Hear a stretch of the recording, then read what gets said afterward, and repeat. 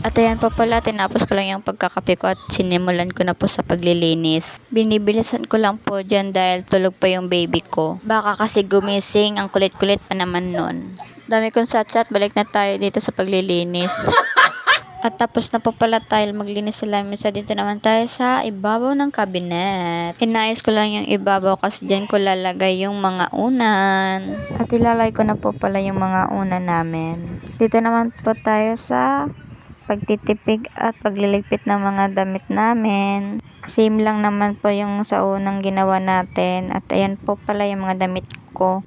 Dito po pala is lilinisin ko lang yung katrin namin kasi ang gulo-gulo na ng ibabaw. At yan po pala is dandan yung pagkukuha ko ng gamit baka kasi magising yung baby ko. Pero ayan, gising na nga. I just had to let you know you're